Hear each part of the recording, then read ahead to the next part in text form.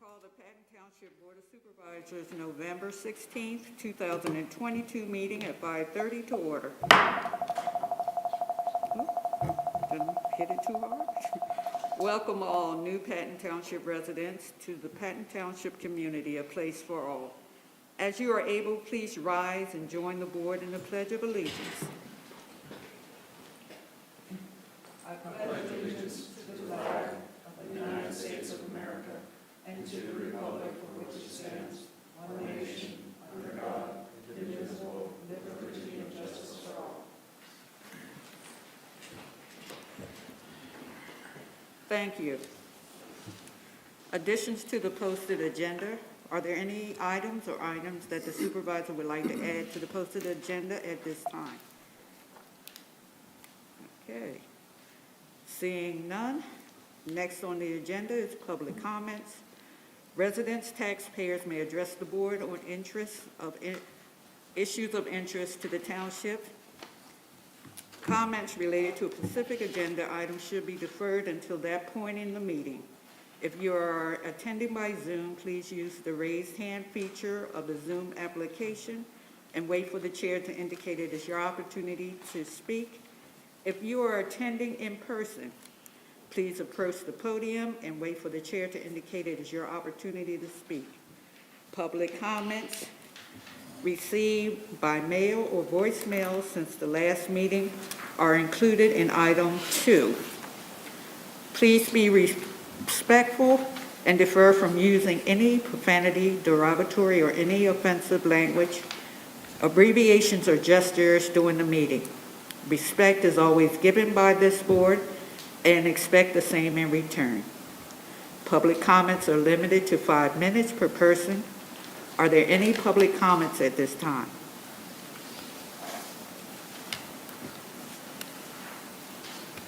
Welcome. Thank you.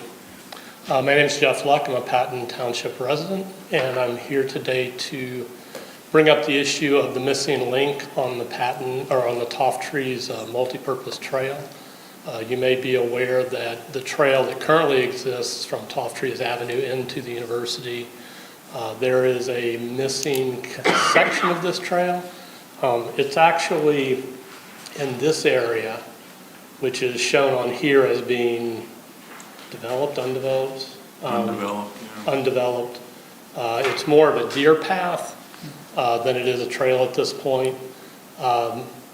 For the last 15 years, I've periodically asked for a plan to finish this particular missing link, and I've spoken to several of the stakeholders involved. Toff Trees, obviously, have consulted with staff here over time, and what I've always been told is that it is a complicated situation, that there are multiple stakeholders involved and so forth. I think that all the stakeholders that would be involved in this either have business before the board or will have future business before the board. And so I've come tonight to ask that the township determine how to get a timely and enforceable agreement to complete this particular section of the Toff Trees path. I guess that's about it. If anybody has any questions, I'd be glad to answer them. Okay. Supervisor Torino. Can we get a little background or history from our manager about what's the issue here? Why can't this section be completed? Well, the thing we're working on right now is getting access to the yellow dotted section, which we don't have. There's no public easement on that section yet. It's semi-developed there. That was my language. So from wherever Highwoods is, I think back in here, from here back, it's developed, it's gravel, and we have access to it. Last year, Berger Reynolds gave us an easement to this section from Highwoods up to where the golf course starts. That's the section Jeff's talking about. To get any grant money to do that section, we need to have the whole trail connect to another public right-of-way. So that's why this yellow section becomes important then, so that we have full legal access for the public to be on there. Right now, that trail is actually a private trail. If they wanted to go in and close it, they'd probably have the ability to do that. So that's where we are today, is trying to, I've talked to the owners of that section a couple of times and asked for them to sit down and either, give us what they like to see in terms of compensation or to donate it to us. Half that trail is on the it's on the Tofteries Golf Course. So as Jeff noted, we will be working with the Tofteries Resort folks here in the semi-near future when they'll come in with a land development plan for the Tofteries redevelopment. There's an item on tonight about some zoning aspects of that. We can talk to them then at that point too.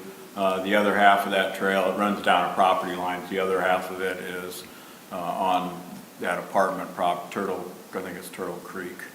And just so happens that some of the people that are partners in the Tofteries Resort are also partners in the Turtle Creek. So one conversation should do most of it, should take care of most of it, but that's where we are today.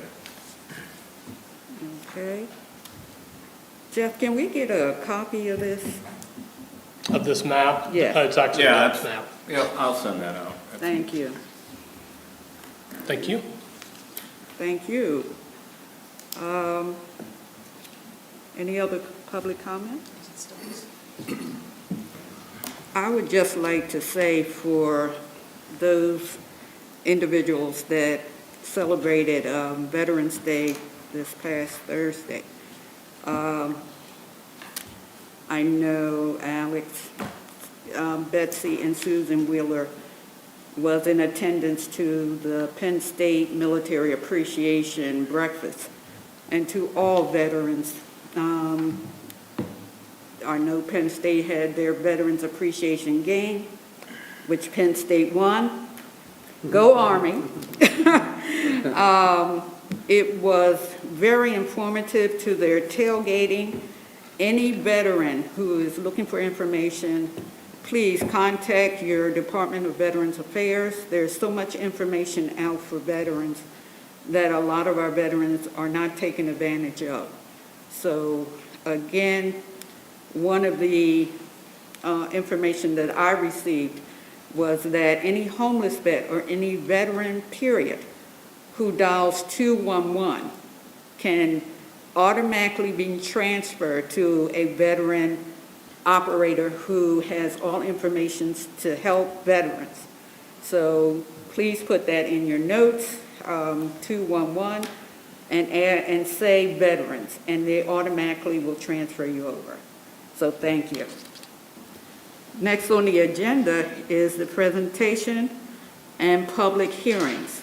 First on the agenda is 2023 budget public hearing and work session. And Director of Finance, Larry Pager, will give us a brief presentation. Yes, thank you, Madam Chair. Tonight, we're going to talk about we're going to do an overview of the budget. And last week, on November 9th, on Wednesday, we presented and tentatively adopted the budget. It's been available for public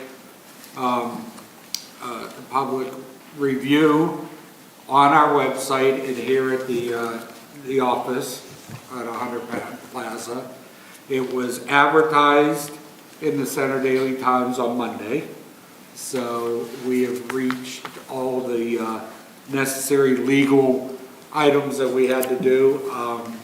And tonight, we're going to have a public hearing and work session on the budget, which gives us a chance to make any changes to the budget.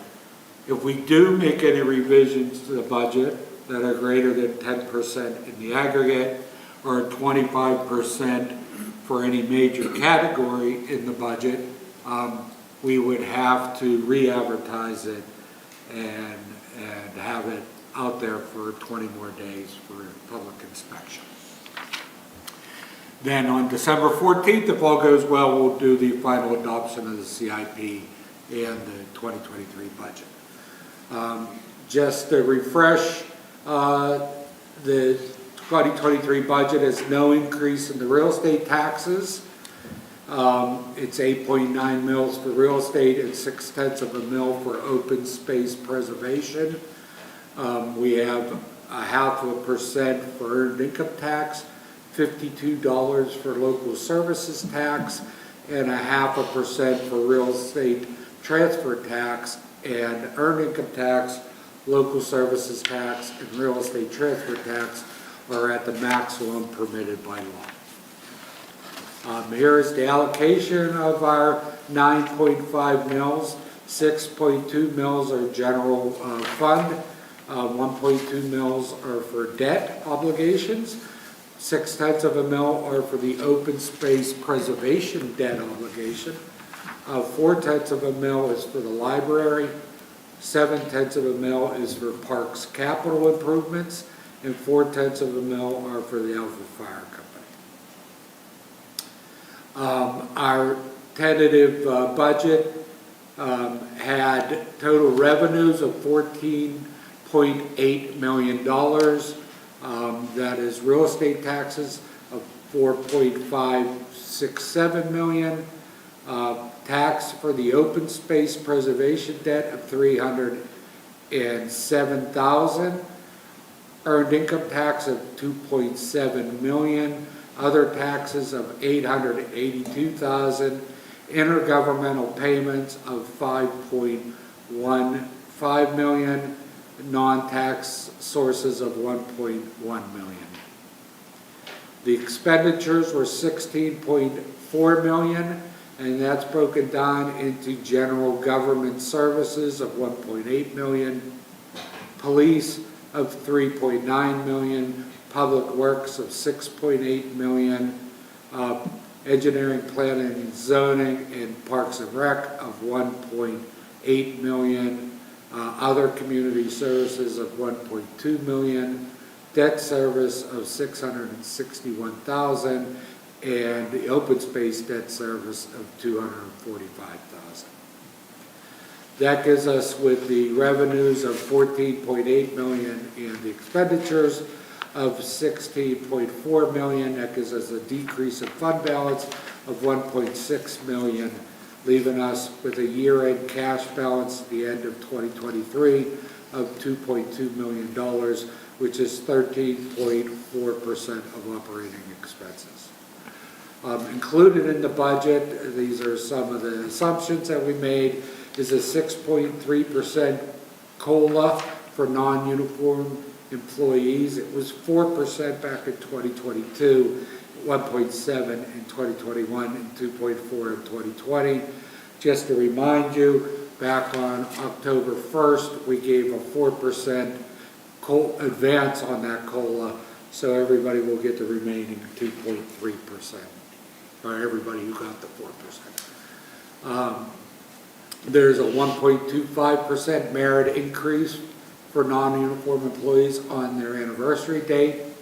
We signed a new police contract which starts in 2023, and it's got a 4-year contract with 6% increase in 2023, a 5% increase in 2024, a 4% increase in 2025, and a 4% increase in 2026.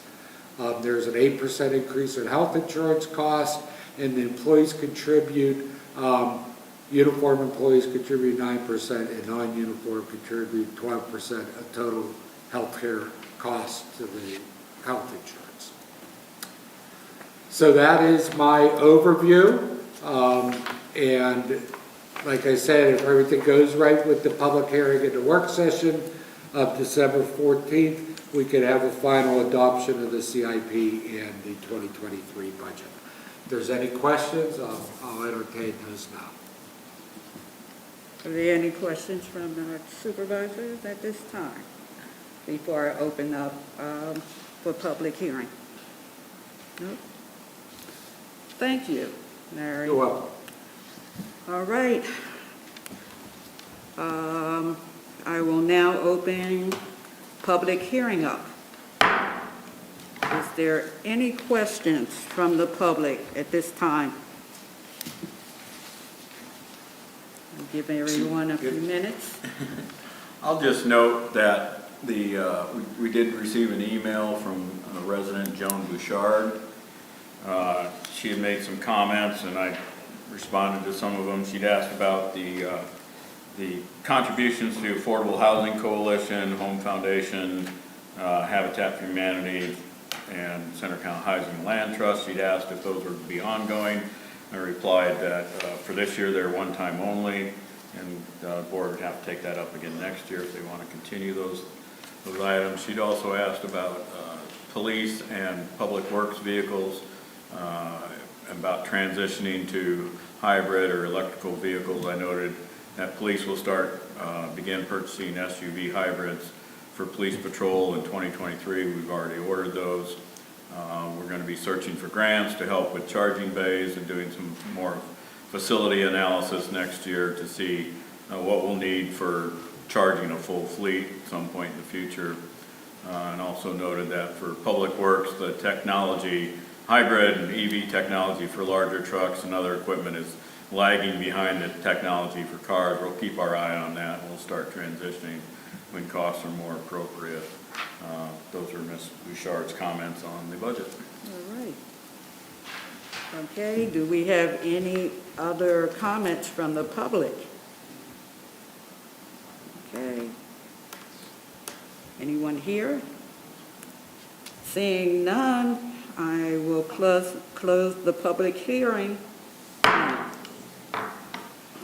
All right, we're going into the work session for the board. Okay, does any board supervisor have any questions for our Director of Finance at this time? Seeing none, Larry did an extraordinary job, as you always do, and our next step is to move forward.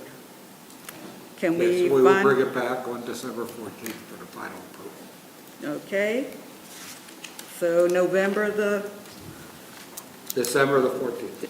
okay, for the final. Thank you.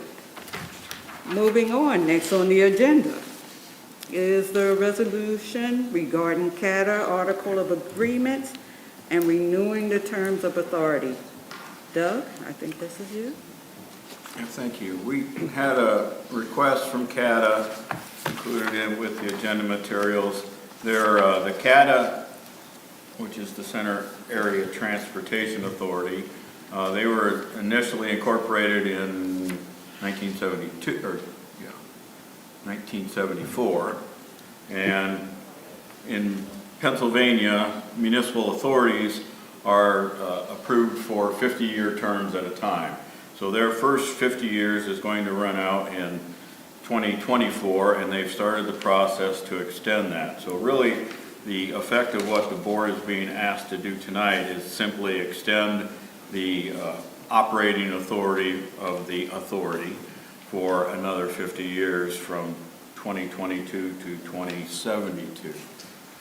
If anyone has questions, I'll try to answer those. We do have Ms. Luana Oliva, who is Executive Director with CATA, is with us online. If I can't answer your questions, we'll turn to Luana. All right. All right, thank you. Luana, I don't see you, but thank you for attending. Are there any questions from the supervisors at this time? I don't have a question, but I just confirm my assumption that the wording of the resolution that proposed resolution for us to consider is basically identical to what the resolutions from the other municipalities are being asked to pass. Is that correct, Doug? I'll have to ask Luana that. Oh, there she is. Hang on, Luana, see if we might be having some technical difficulties here on this end. There she is. Can you hear me now? Yeah. I've been, we had an outage this morning, and I have been bounced off of every meeting I've been on today. Okay, we can hear you. Okay, what I said was, yes, that is correct. It's an identical, identical was sent to the 5 municipalities. Thank you. Thank you. With that said, can I get a motion to adopt Resolution 2022-024? So moved. Can I get, there was a second, discussion? All in favor, say aye. Aye. Any opposed? Any abstentions? The resolution is adopted. Thank you, Luana. And thank you, Doug. Moving on, next on the agenda is a resolution in support of the Coalition Against Bigger Trucks. And that is Supervisor Magruder. Would you give us a brief overview of this resolution? I'll try, and then Doug can step in for me. So a few weeks ago, last month or something like that, we had a representative, Joshua Collins, who's the National Field Director for the Coalition Against Bigger Trucks. And Josh had reached out with concerns about some federal legislation that was being proposed that would increase the size of trucks. Josh came in and talked about some of the different drawbacks of that legislation, of the increase in the size of trucks. Some of those being with emissions, increase in emissions, greater likelihood of accidents, destruction of infrastructure, and so I think I was in support of, joining in on some advocacy, against this. I know another thing that came to mind was how this might impact small businesses, so small trucking businesses who wouldn't be able to, have that capacity. So I spoke with Doug, and a resolution, was crafted, and the hope with this is just to show that, Patton Township, we're in support of limiting, the size of trucks, and that's what I got on that. Okay, So, thank you. anything I'm missing, Doug? No, you got it all. All right, and any supervisor comments? I support it. All right. Can I get a motion to adopt Resolution 2022-25? So moved. Second, I'll second it. discussion? All in favor, say aye. Aye. Aye. Any opposed? Any abstention? The resolution is adopted. Thank you, Supervisor. How we get things done. Thank you. Next on the agenda is public safety. Police update. Chief Jolly, will you give us an update? Sure will, absolutely, thank you. Copy of my public safety report for the month of October is included in your agenda materials. You'll note that our officers stopped 96 cars. We wrote 27 citations, wrote 6 parking tickets, handled 23 criminal arrests, and our bike patrol was out. A little bit of activity in October, a little bit of good weather we still have left here. So, under department notes, a 33-year-old male was arrested for theft. The male was employed by a construction company who was working at a job site here in the township. He stole $3,000 worth of tools from that job site and ended up selling them to a pawn shop in Harrisburg. So one of our officers and a detective did a really good job of tracking down those tools into Harrisburg and then following up with an arrest on that case. 24-year-old male was arrested for impersonating a public servant and disorderly conduct. He was hosting a gathering at his residence. There was a lot of intoxicated guests. A fight broke out, and the male ended up intervening while identifying himself as a public servant. And his intervention led to a physical altercation. A 21-year-old female was arrested for theft of lost or mislaid property. She was in a township business where she used the self-checkout register. When she did that, she requested $100 cash back, but then she neglected to take it. She forgot to take her money. The next customer in line came up, used the self-checkout, ended up taking the $100 without trying to get it back to its proper owner or reporting it to anybody, so she was arrested for that. 13 arrests were made for retail theft, 4 for driving under the influence, and our officers served 11 of the 16 warrants that they attempted, and we conducted 7 vacation home checks. Our officers did use force during 2 incidents in the month of October. The first was from a retail theft incident. A male suspect fled on foot, and one of our officers initiated a foot pursuit with that individual, but was unable to catch up to him. However, a Ferguson Township police officer was nearby in a vehicle and was able to actually make contact with the suspect.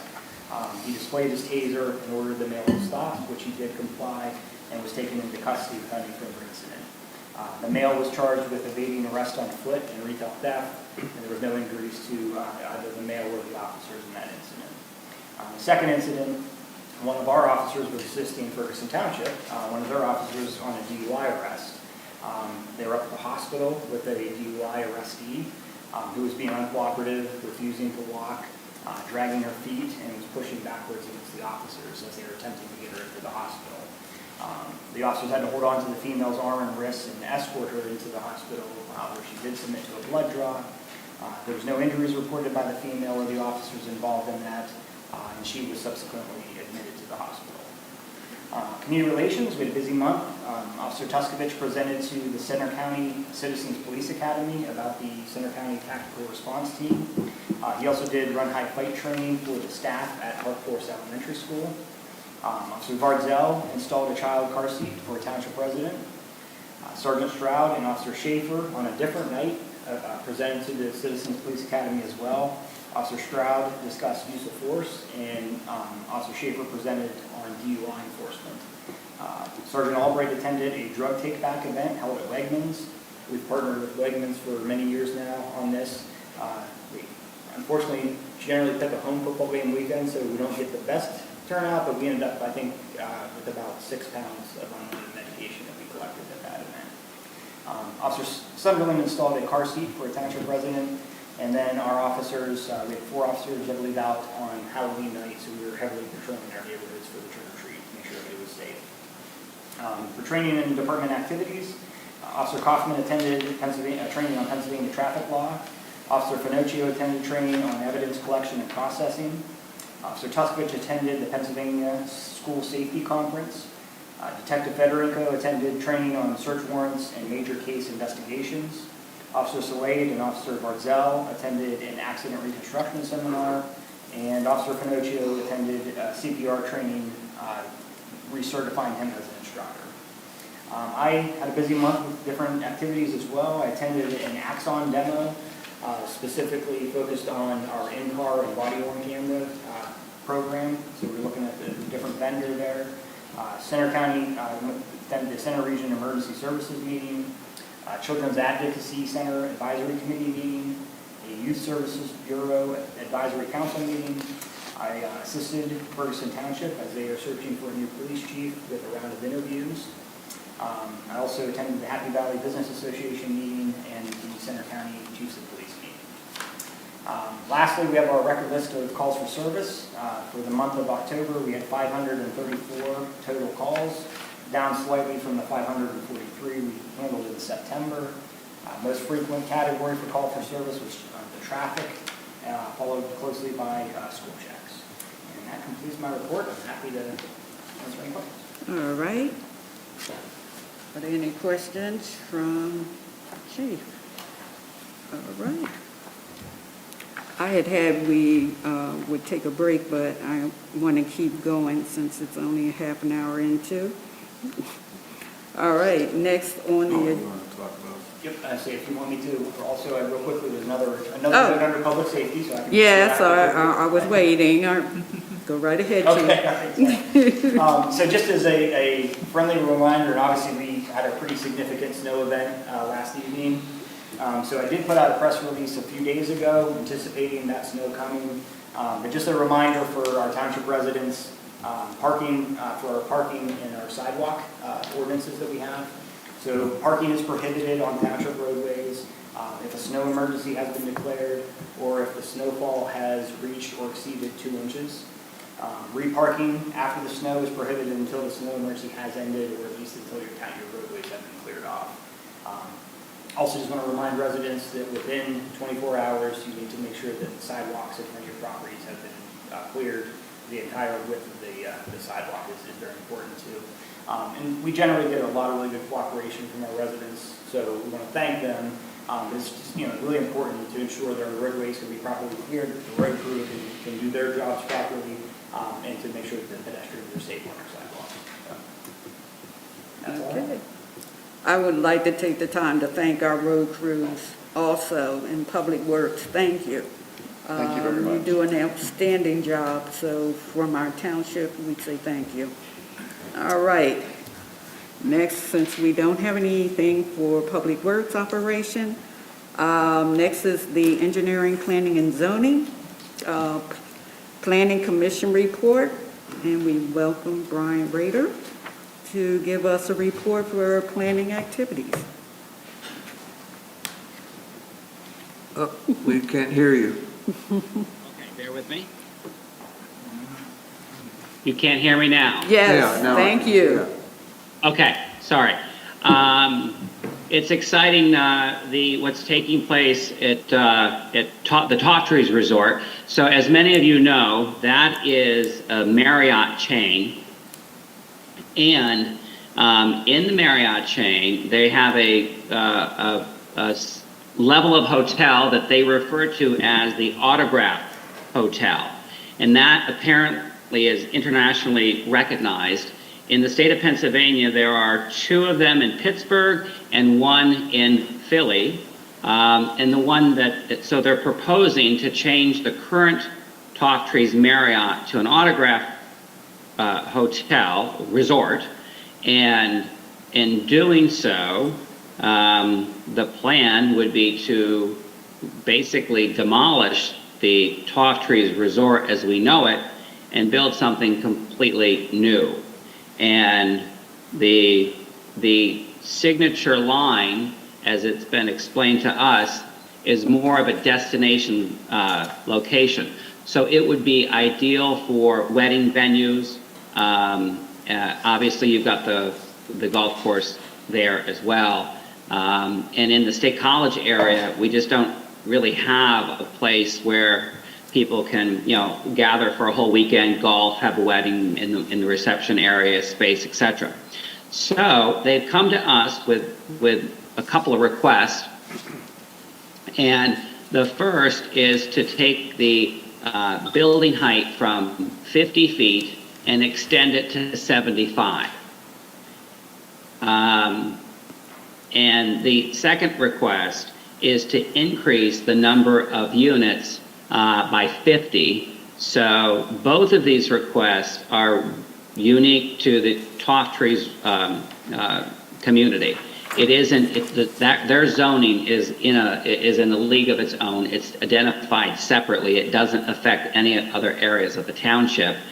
And when we kind of talk this through, particularly with the building height, where the Tawtrees Resort is located, it would be pretty hard to argue that it would even be noticed in the surrounding property owners. So we didn't see a lot of reason to not grant that permission to increase it from 50 to 75 feet, and also didn't see a lot of objection to increasing the number of units by 50. The third part of that conversation was about asking the developer to include some money for fire services in the future. And then as we discussed that, it felt like that was kind of an arbitrary number of 10 grand per year for 5 years. And we, as a commission, felt that it would be something that we could talk about in the future, but if we wanted to go that direction, to better quantify it and actually have a plan in place that would make a little bit more sense in terms of what at the township we would expect. So as a commission, we didn't move forward on that.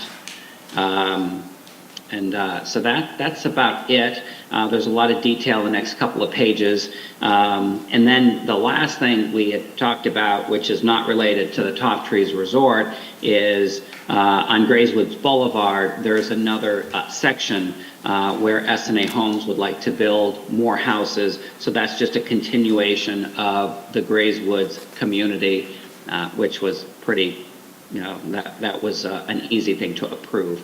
Because it's as it was presented to us years ago. Any questions? All right. Any questions from the supervisors at this time? No? Yeah, I have a question. Supervisor Magruder. Thank you. Yeah, I remember the last presentation of this information, and it was a pretty cool, dope plan, and I'm excited to see, what comes of this. A question I had lingering was, how is this going to benefit the Patton Township residents? And I understand that this is maybe bringing more individuals in who can then frequent our businesses and stuff like that. And I understand we have a lot of other services, and so you started talking about fire, and I know there are some wonderings about getting monies, donations for that. But taking that off the table and potentially coming back to that, and I'm just curious about just that process of why there can't be something quantifiable now, and is it feasible to actually come back later on to get that commitment, to get some donations for like fire, for example. But yeah, I'm just curious to know how this is going to benefit Patton Township specifically. Good question. So the biggest benefit we felt was the ancillary injection into the economy, the taxes, and in the fact that it is a destination. So many of those guests might be in town for a few days, and then before you know it, they're heading to it's obviously walking distance into the ale house and just to patronize the local businesses nearby. But upon further discussion, what was interesting on this one is that the ask from the developer really isn't that significant because it's already zoned to accommodate this short of the building height. And when we looked at the building height, it didn't seem to impose upon anything surrounding that resort because it does border the golf course. And the highway to put us in a position to be able to demand a lot in terms of fire services. The other thing on that, we also talked about what's taking place downtown because in the State College Borough, when they went from the buildings of 8 stories to 12 stories, and in that scenario, the borough did not seek any additional, to our knowledge, they didn't seek any additional funds from the developers to accommodate that. So I guess in weighing all that, it seemed appropriate to table it and if we wanted to, as a commission, to address that in a manner that was just not arbitrary. Does that answer your question? Yeah, that answers my question. That's helpful. Thank you. Any other question? Brian, my question is to the public. Did we get any pushback on this? Has it been advertised that we're doing the extra 25 feet from 50? Do you expect any pushback? Did you So raise your hand? we did not get any pushback or any comments So no, the answer to your question is no. I don't know, Doug, if you may have more insight on that, but in terms of the Planning Commission and people attending and having any comments at all, whether good or bad, there was none. Okay. We mailed out notices to all the single-family homes in Toft Trees, and then we distributed notices to all the apartment management services and asked them to distribute those by email. And as far as I know, we haven't got any public comment back on. No, we haven't. Okay, thank you. I feel like the reason, part of why we're not getting any public comment on that is just where the resort is. If we look at the resort and we just were to draw a pencil around it, we've got mostly the golf course. So I think it's just how it's positioned, because it's unlike a lot of other areas, it doesn't back up to residential housing. Okay. Brian, thank you so much. Thank you. Any other questions? Good, moving on. Next on the agenda is the request for changing the zoning regulations for Top Trees Resort redevelopment. And Leslie, I think you're up. Welcome. Good evening. I believe a lot of the information that I was going to present was just presented by your Planning Commission representative this Okay. evening. So forgive me because some of this might be redundant. That's fine. But I am new, so I've done some research just to figure out how all of the pieces fit together. So Patton Township has a planned community ordinance in the zoning section. Toft Trees is one of those planned communities, so they have a separate ordinance in that section that defines what their uses and their density and the setbacks and all of that would be. So that is completely separate. So what you're being requested to amend is only specific to Toft Trees.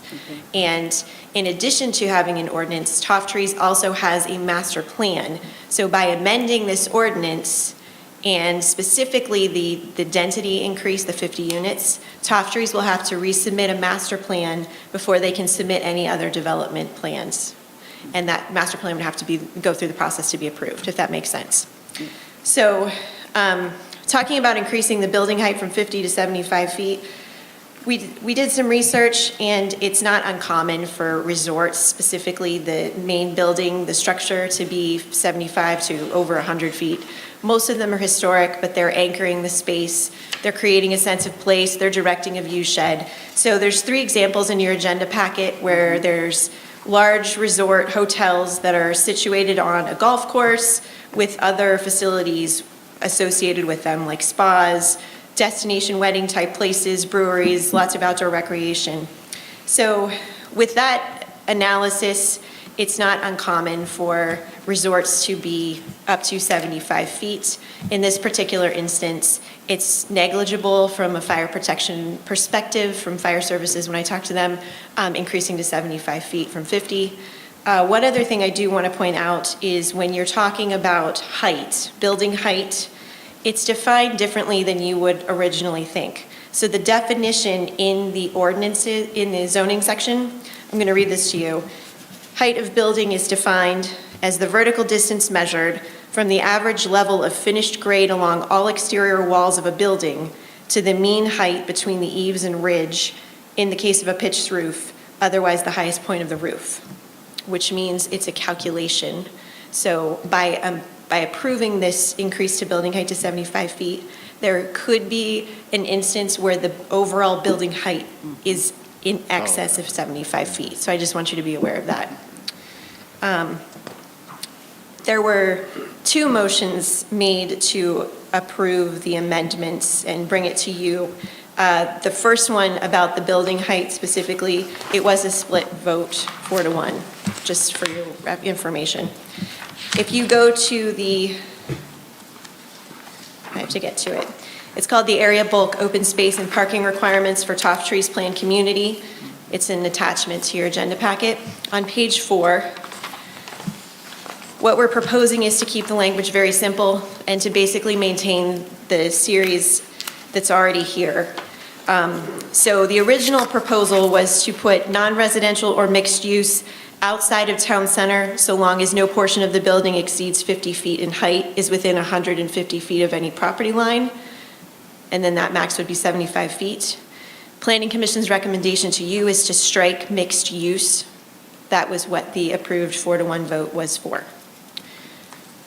The second thing is to increase the residential units from 4,690, increase it by 50 to 4,740 units. I did a little bit of research about Toftree's, just how it was planned. In 1966, it was the original Toftree's as we know it today. It was known as the Heim-Guomo Tract. It had 3,612 residential dwelling units. There was a tech center proposed and ample open space, and the density at that point in time was 60 units to the acre, that's pretty crazy, right? In 1980, so then Mount Nittany Expressway came through and changed some of their plans a little bit. And in 1983, there was another tract of land that's known as the Bull Tract that we know of as Toftree's West today. That added 2,065 residential units. So in 1986, there was a master plan created to merge those two tracts together for a total of 5,677 units. And the reason I'm giving you this history is in 2008, Toftree's resubmitted a master plan to decrease the amount of residential units so that they could increase their commercial. So the master plan that we're working off of today, it was amended in 2014 and in 2017, but it still has 4,690 units referenced not only in the master plan, but in the ordinance on 1,200 acres. And I gave some rough calculations for the overall acreage of Toftree's for the density. The current would be 3.79 units per acre. The proposed would be 3.83. So again, negligible difference. To accommodate this, again, we were keeping it very simple. If you go to the proposed draft ordinance, on page 1, we're requesting to strike the 4,690 and simply change it to 4,740. If anything would happen, Toftree's would have to resubmit a master plan, and then they could lay out how they're going to allocate all of those units.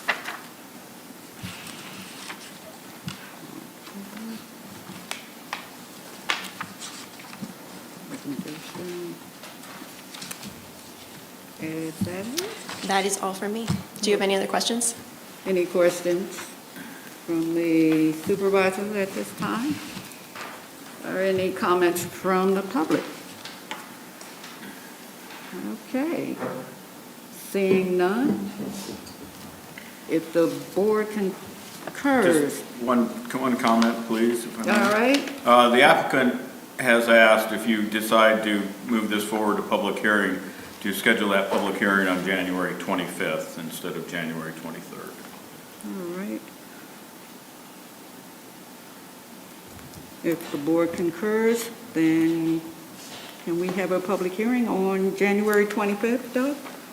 If that is the board's preference. Yes. Supervisor Gruder, is that okay? I would Supervisor also Terrell? ask if there's anything else the board wants to discuss with the applicant. Tonight would be the time to start that discussion and not wait till January 25th. Supervisor Torino? I just have a question to clarify. In my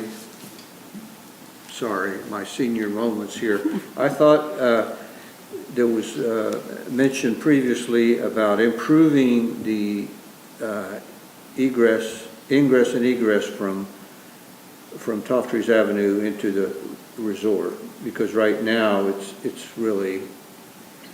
needs a lot of work.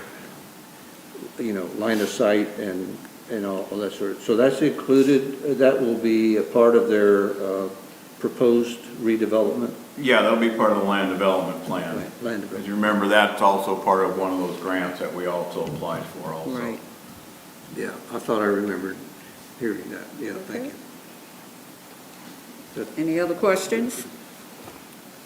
Brian and Leslie, thank you very much for your presentation.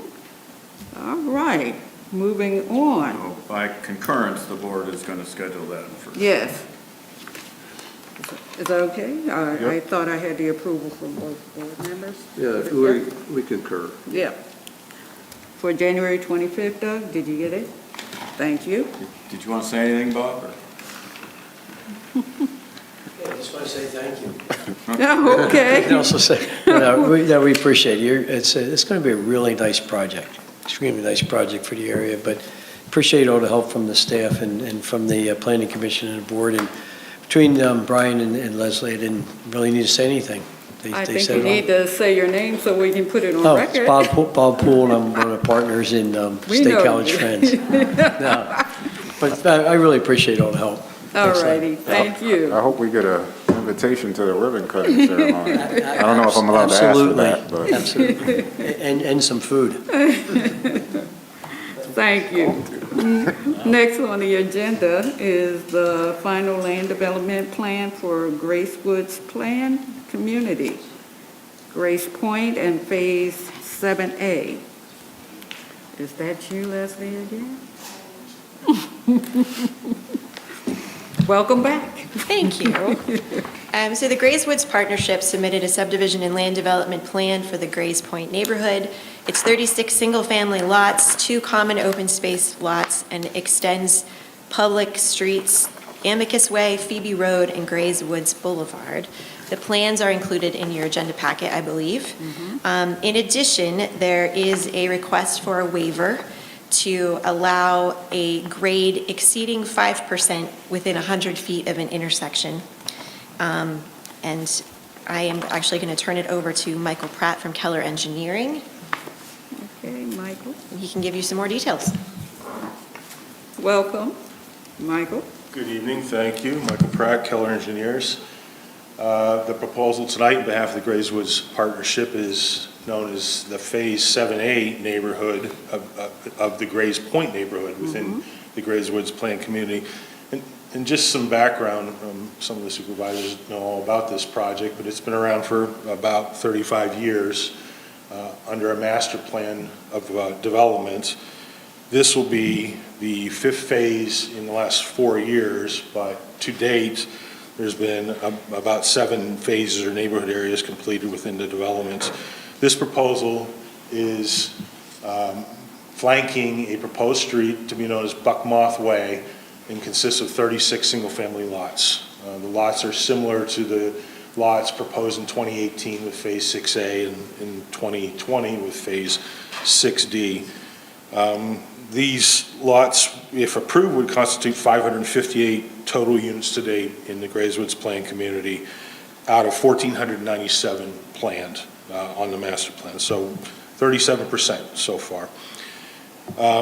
This consists of an 8.44 total area within the development, about 5 acres of additional street right-of-way, a couple acres of common open space, in addition to what's already been previously planned.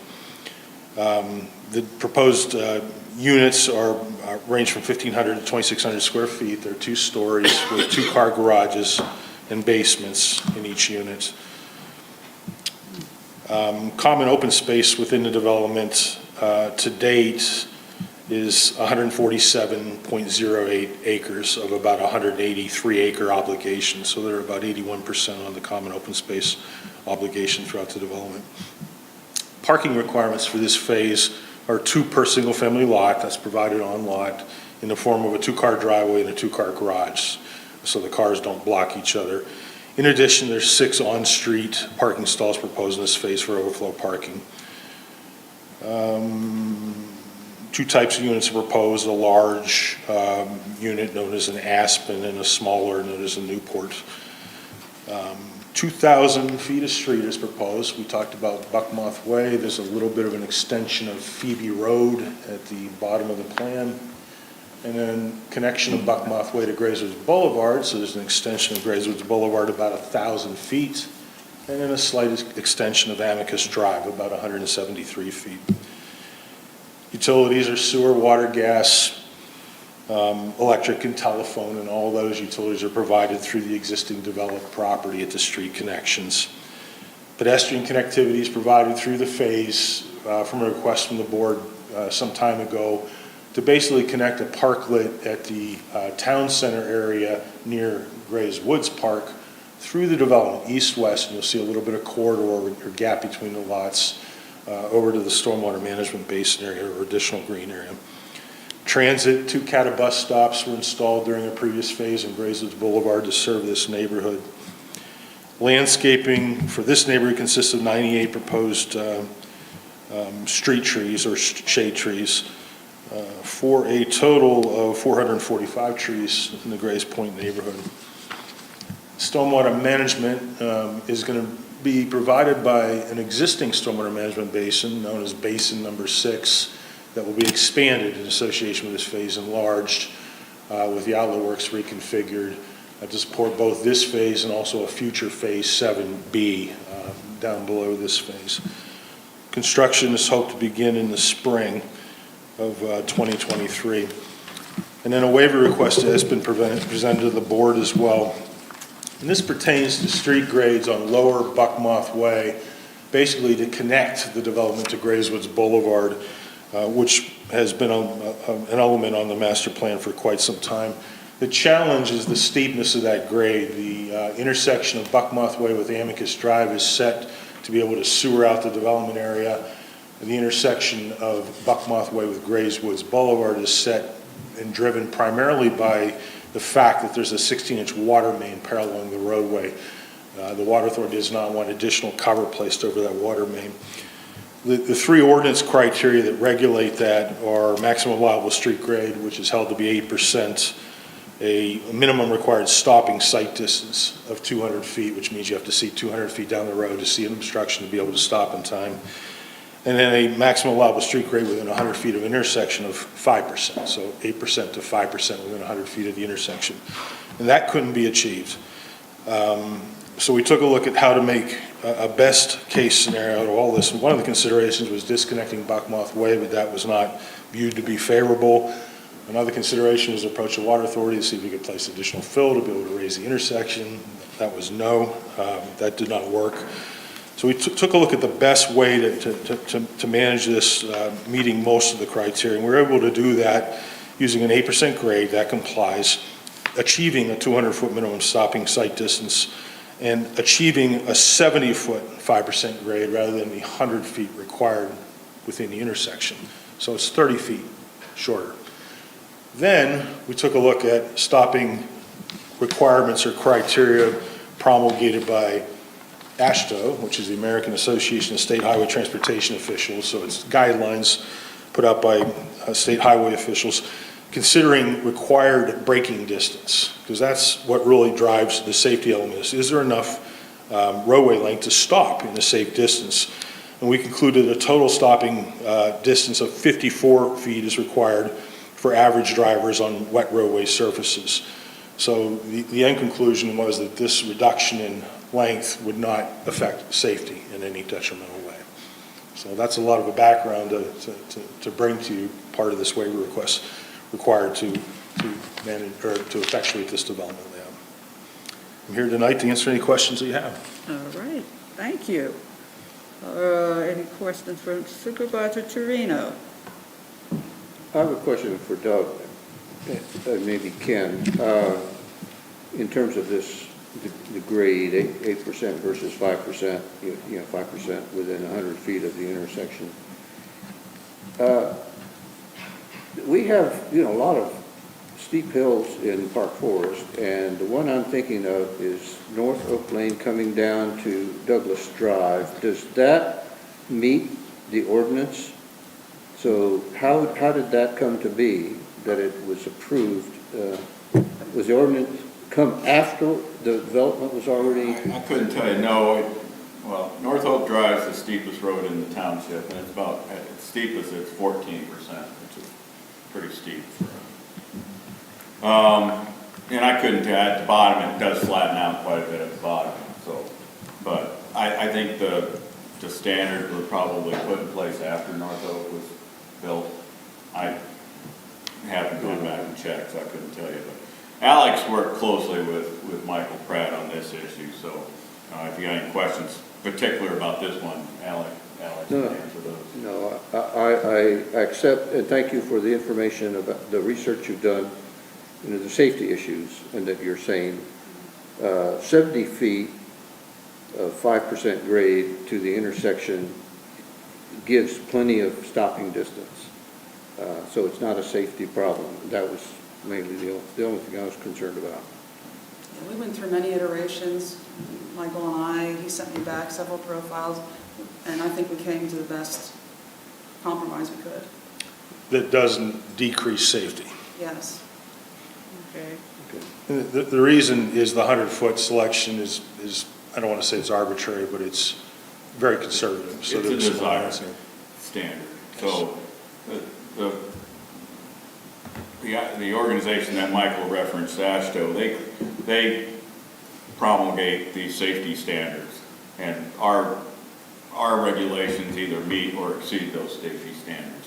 So in the viewpoint of liability for people who own and operate public roads, as long as we meet ASHTO's regulations, we're safe.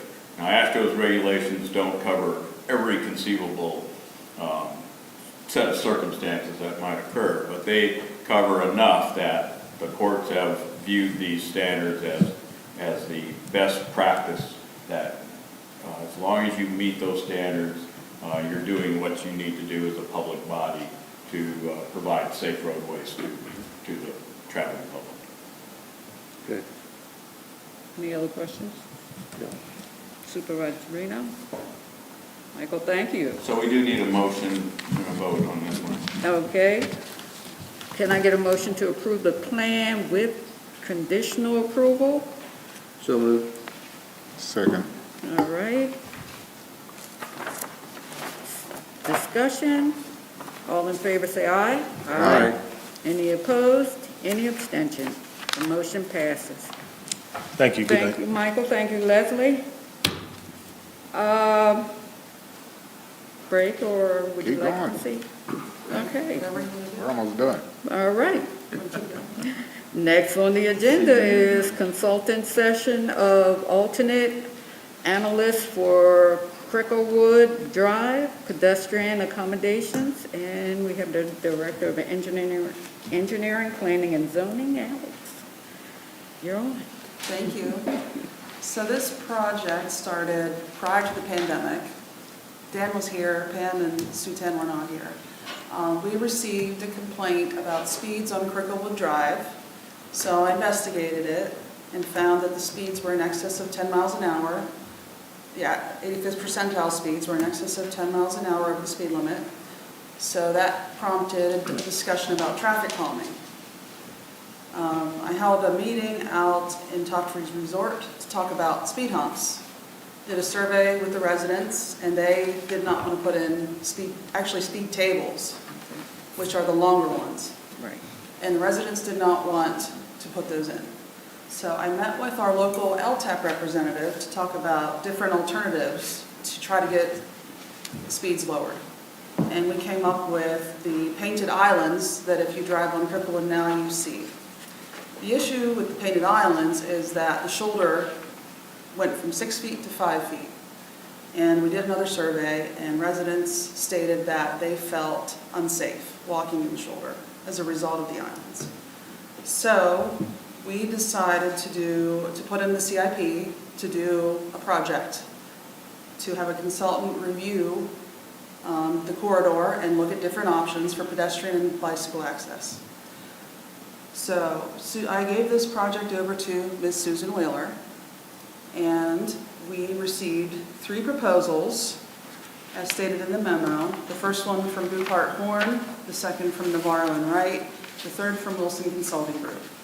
Susan and I reviewed all 3 proposals and ranked them all exactly the same. So it is our recommendation that the project be awarded to Buchart Horn for a not to exceed cost of $50,560.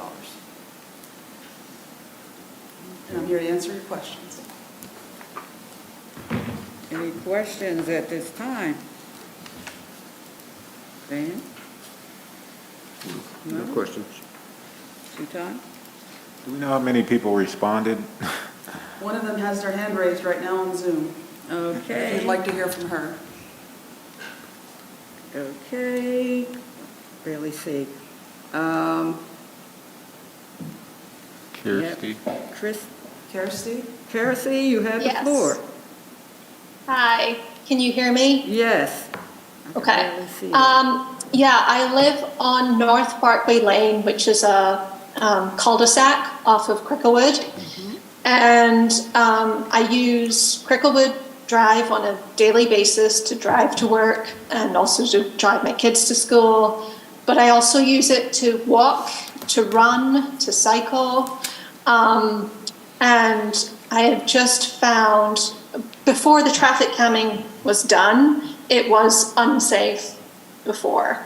Now I feel like I'm pushed further into the road where those traffic calming islands are situated.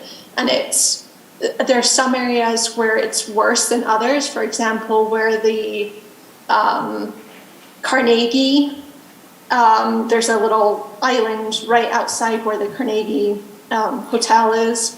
And sometimes the cars are parked up there, so you have to go even further into the road if you're running or walking, because the cars take up the verge. So I guess I'm just curious as to what the proposal would be, that they would, what they would plan to do to make it safer. Alex, you want to take that? Sure, so right now, we're just going to engage the consultant to look into it. So Okay. we don't have a proposal as far as what they will do yet. So they'll look at different alternatives that Yes. could be used. I mean, obviously, the current, we always look at the status quo alternative. Another alternative would be to potentially add sidewalks on either side of the road. A third alternative may be to add a combined bikeway pedestrian path. I'll turn my video on, sorry. Bikeway pedestrian path on one, it would be 10 foot wide on one side of the road. There may be some other alternatives. I see my internet dropped out. So there may be some other alternatives too, but that's what we're doing to engage this consultant. They've had expertise working on other types of projects like this. Come in, develop at least 3 proposals to the point where people can review them, get more public input, and try to narrow those 3 proposals down to a preferred option, and then come back to the board. Once we have a preferred option, it's a matter of finding funding and moving forward to construction. Again, it's probably going to be a multi-year process to get that done, but this is the way we have to start it, so. I have another comment. With the development of the Toff Trees Resort, is it possible to get funding from those developers? Since someone did mention that the resort is within walking distance to the ale house. Well, it's not actually. You actually have to go on the road to walk there. So there's no sidewalks to walk there. We're also working on doing approving pedestrian combinations along Toff Trees Avenue. So when Toff Trees Resort comes in, you'll see we've applied for some grant funds with them. We'll be adding sidewalks along Toff Trees, and they'll be assisting with that part. We've probably got a multi-year, maybe $6 to $8 million project on Toff Trees to add bus stops, sidewalks, lighting, redo the roadway. That's probably a 10-year, like I said, $6 to $8 million project, probably take 10, 12 years to finish that. So Okay. We're working on it. It's going to go slow, but that's the way things work in our world here, so. Okay, thank you. Well, thank you for your comments and for us to be looking into that. Thank you Yeah. again. Thank you, Alex, for Yes. answering the questions, and Doug. So, can I get a motion to engage the consultant as recommended? So moved. Second. All right, discussion. All in favor say aye. Aye. Any opposed? Any abstention? The motion passes. Thank you. Thank you. All right, moving on is administration. Center Regent,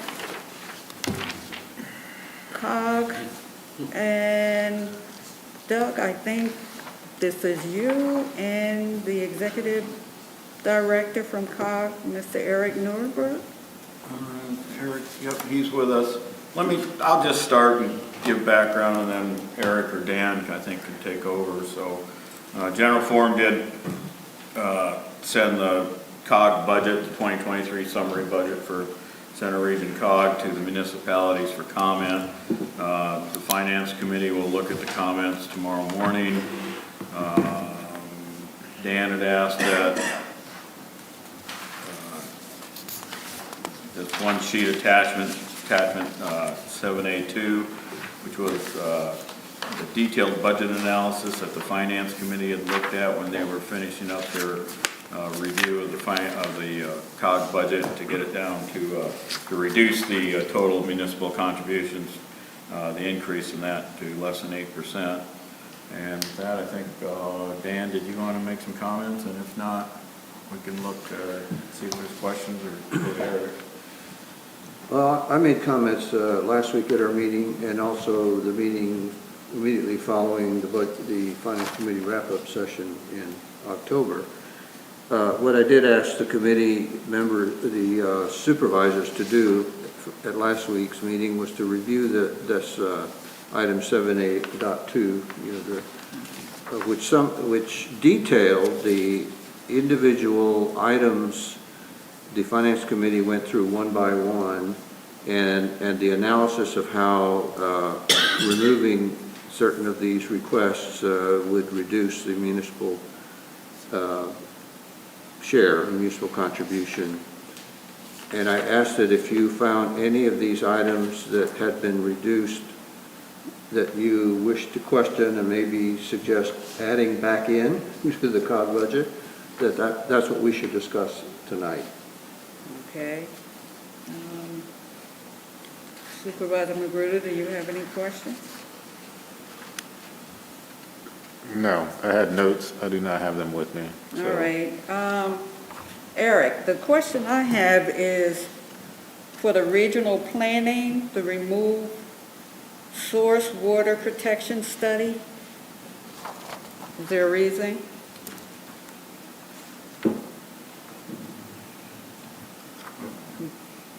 We can't hear you, Eric. Hang on, Eric. You've got it. Try again, Eric. I know they were having trouble.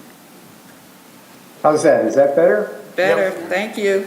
Okay, thank you. Sorry about that. So several years, about 2 years ago, money was put in together from several partners in order to support the source water protection study. A consultant was retained, some work was done, and then it was found to not be, the consultant was not making the progress that was expected by the partners, and the consultant contract was suspended at that point. So some of the money was utilized, but afterwards, I think the partners felt that the overall project could be deferred for a period of time into the future. So that money is now being returned back to the fund balance for the municipalities to apply back to the municipal shares against the planning program. So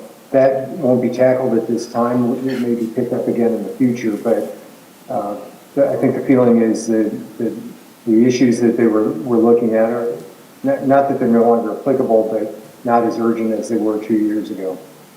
Okay. The other was because I'm on the Public Safety Committee. I think we did talk about the IT equipment that's being removed from the fire operating. Is there a reason? So I believe we put back, or the Finance Committee agreed to put back the routers and firewall devices in each of the programs after they were zeroed out initially as part of the effort to get below 8% and to identify potential savings that would get us to a status quo budget. But I believe the Finance Committee had identified putting all of those critical hardware items back into the various respective budgets So unfortunately, Joe couldn't be with us tonight to confirm that, but I believe that is the case, and I can double check with the Finance Committee in the morning. Okay, thank you. That's the only two that I have. And did you need to see this? Did you need to review this for a second? Eric, thank you for taking the time out. Dan, you have anything else on that? No, have nothing else. The Finance Committee will meet tomorrow morning to review any municipal comments and see if the committee wishes to make any changes or adjustments to the proposed revised budget. Okay. Eric, could you thank your financial staff and thank you and especially Joe, and I want to thank Dan personally here for working on the finance report and budget. Supervisor Trevino, Magruder, do you? No. All right, thank you. Did a super job on the Finance Committee, so more to come tomorrow. Thank you all very much. All righty, thank you so much. All right. You don't need anything in writing. There was really no comments, right?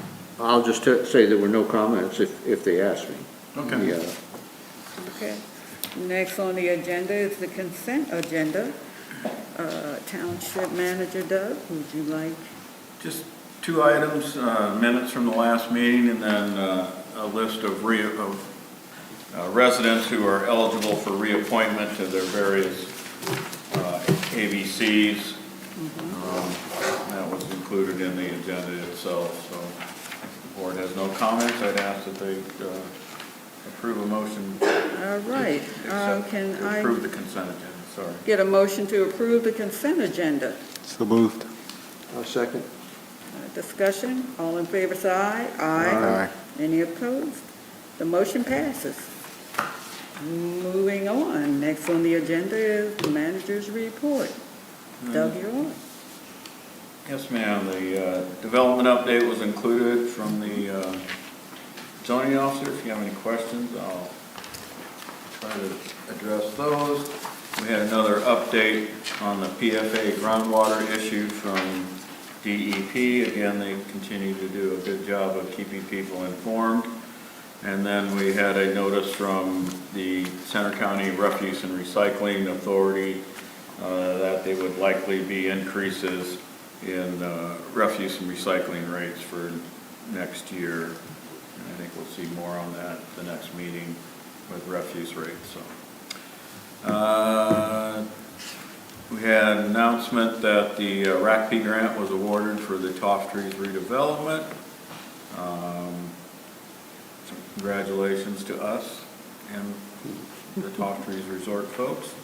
I think that's, you can say thank you to Jake Corman one more time if you see him. All righty.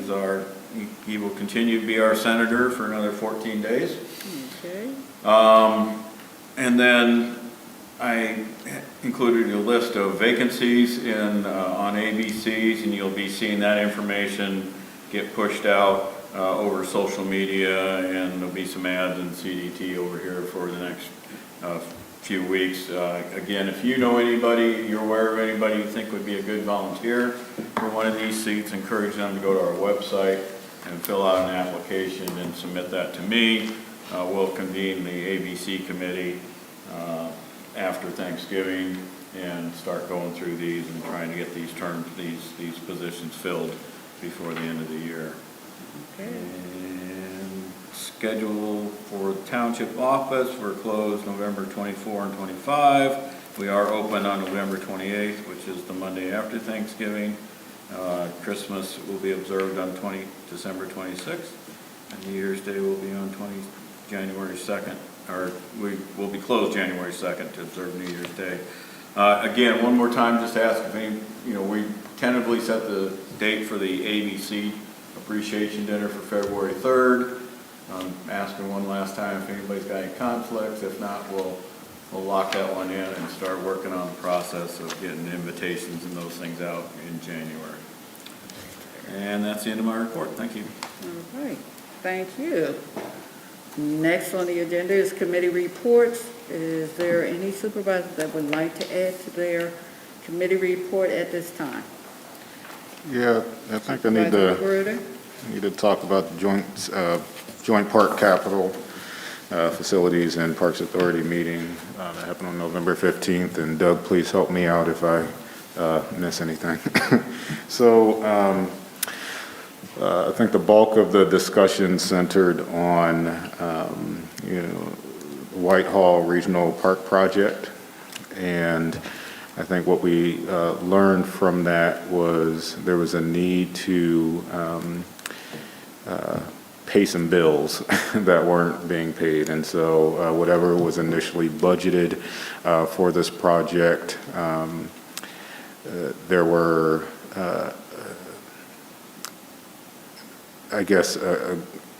things were approved when it came to, construction-related things that wasn't actually able to be funded. And so took us over budget, and I guess initially there was a reserve of money set aside in the event that in the future we needed to draw from that to pay for some bills. And so the group got together to discuss paying the current cost, taking from that money, which I think is about $800,000 from the initial loan, and asking for approximately $250,000 or something like that to pay some outstanding construction costs for projects that have already been done, as well as taking out another 300-something thousand to pay for future projects in order to be able to finish the project. I think what I learned from that was they're approximately around 75% complete with the project, and so again, this extra monies is to be able to complete the project in its entirety. I think that was approved, that we were going to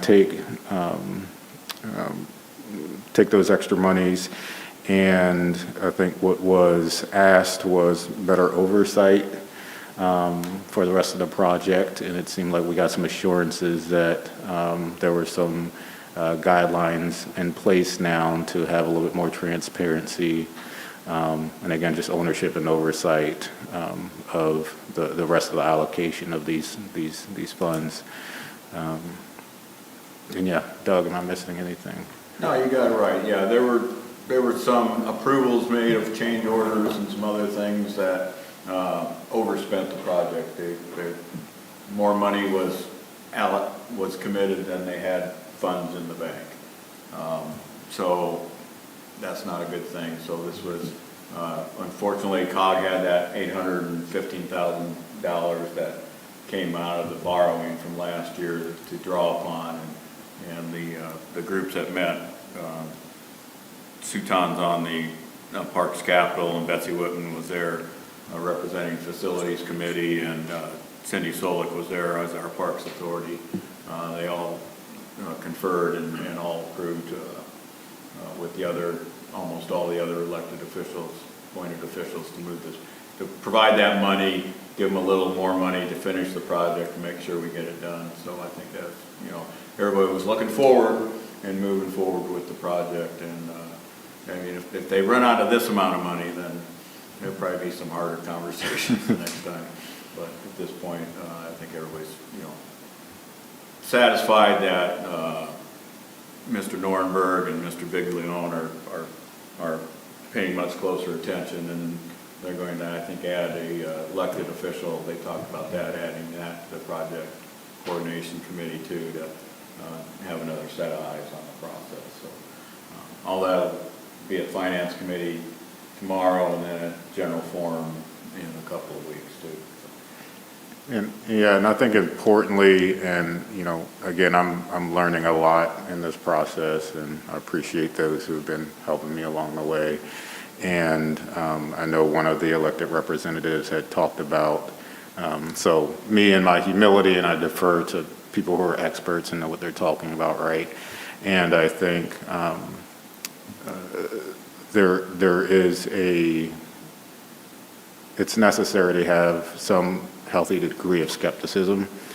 And so one of the elected officials had talked about just making sure we're able to have trust between, the individuals who are actually doing the work and the elected officials. And so the idea of inclusivity and having some transparency in the process was sort of like fundamental to, some discussions that we were having. And so for me going forward, I think that's important to, again, trust that people are doing what they need to do. And it's helpful to have that healthy degree of skepticism, right? So that's all I got with that. Okay, thank you so much. Supervisor Torino, I know you have your meeting tomorrow morning. Yeah, I'm sure there'll be a long discussion tomorrow morning about it. Okay, I know we had a joint public safety and Lucy committee meeting yesterday as well. The joint meeting was, I guess, hosted by Sean Kaufman, Center Region Emergency Management Coordinator. He hosted the meeting with representatives from the utility providers, PennDOT, emergency service provider, public safety, local government officials were present. For Patton Township, thank you, Chief, thank you, Alexandra. And thank you, Ken. I know Ken was there also, representing our public works. Also, Board of Supervisor Elliot Abrams, Vice Chair, and myself were present. Also at that meeting, we had Comcast, Columbia Gas, West Penn Power, State Police, local police, Fire Police, Medical Service, LifeLink, Center County 911 Communications Center, Mountain Nittany Medical, Penn State EMS, AMA, and others. Numerous accolades went to Fire Director Steve Baird, who will be retiring soon, and we all wished him the very best on his retirement. We will receive updates. We received updates from each department and agency presented. I think after the updated, we'll get a little more information on upcoming events from the different agencies. This event happens once a year that Sean puts together to get all these agencies and departments together. And thank you, Chief Alexandria and Kim, for attending. And it makes Patton Township looks great that we are in support of working together with other agencies and departments. So thank you guys for taking the time out. I don't see any other reports. I know Doug probably will have all the committee reports from our different supervisors. Next on the agenda, do we have any other business? No, ma'am. I would also like to say, as we were celebrating Veterans Day, Penn State every year puts together the Military Appreciation Breakfast, and I want to personally thank Sharon Lucas, who we call the Vet Lady, who put together an outstanding breakfast. We learned a lot. They had service dogs there this year, and what we learned from service dogs and therapy dogs, and they had puppies, and it was just amazing to see what service dogs can do, and we want to thank them for taking the time out, for coming, explaining what our service animals, how important they are to veterans, and just if you see individuals with the real service dogs, because we heard some stories of people faking, saying that they are service dogs, and they're not. But for the real individuals who are training these animals, and we also learned there are only two. animals that are licensed, and you would not guess in a million years what the second animal is except for the dog. Anybody want to take a guess? It's a turtle. I know the answer. Turtle. Somebody said a turtle. No, it is a miniature horse. So for all of you who have miniature horses that are service animals, thank you. So without further ado, okay, Supervisor McGritter? Yeah, quickly, I mean, we had an election recently. I don't know if anyone was around for that. You know, but I'm not going to spend too much time talking about this, but it's really my hope that individuals and elected officials, that they course correct, that we all course correct and start working together and having sensible people showing up and showing out and helping us sort of like govern. And so I'm hopeful we can see something different, you know, moving into the future. And I would say that for those who, especially those in Patton Township, who were very active and involved in this process, the political process, I would just hope that you continue to show up now, right? And still stay there, join our committees, show up to these meetings, and keep working for, you know, improving the lives of people. Because again, I know a lot of times after these elections, you know, complacency can set in and people can go away, and again, that's how we get into situations that we have been getting into as of recent elections. So yeah, I just hope that people will stay involved. But again, we get back to a state of sensibility because there's a lot of exhaustion in our community, in our nation. We need time to heal, and yeah, so I just think it's important to honor that. Thank you so much. Patton Township is a place for all. So without further ado, can I get a motion to adjourn? So moved. Second? Second. All in favor, say aye. Aye. Thank you, everyone. This meeting is now adjourned. Very good. 7 o'clock, adjourned. Signatures from everybody.